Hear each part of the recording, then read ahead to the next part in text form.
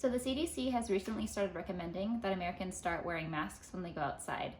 We at Fix the Mask are extremely excited about this, but we want to caution that not all DIY masks are created equal. So how do you determine if your DIY mask material is safe? Well, in order for it to be safe, it has to be able to filter out COVID-19 sized particles. How big is a COVID-19 sized particle? If you took 250 of them and stacked them in a row, squashed them together, that would equal the diameter of one human hair. So these things are extremely small and not able to be seen by the naked eye. So what can we do to figure out whether or not our material at home is safe to something of that size? We at Fix the Mask have created something called the window test. It's something where you hold a fabric up to a window and you check for the hole size inside of your fabric.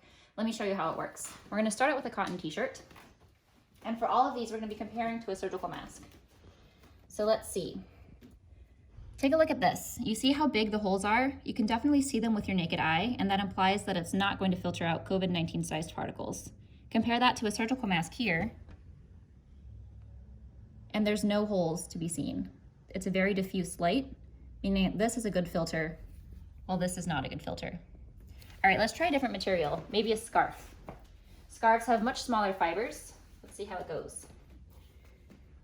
All right, unfortunately, no, you can definitely still see these holes with your naked eye, and therefore this too is not a good filter.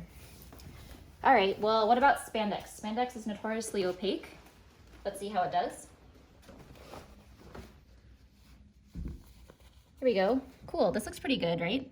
But watch this, right when I stretch it just a little bit, all the holes open up.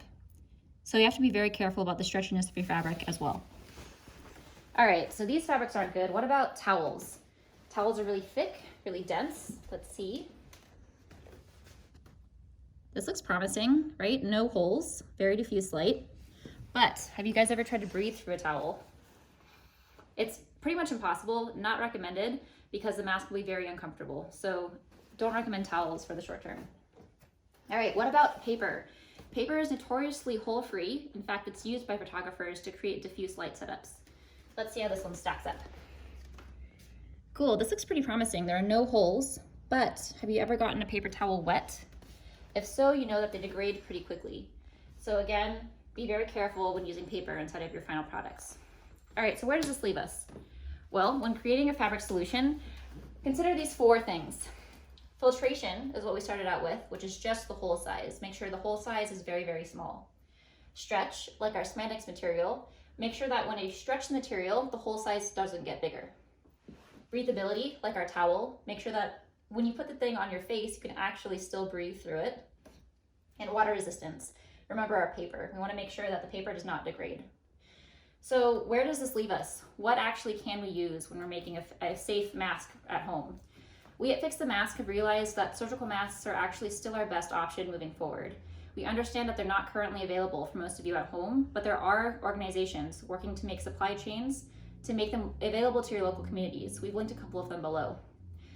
If you don't have access to those though, what else can you do?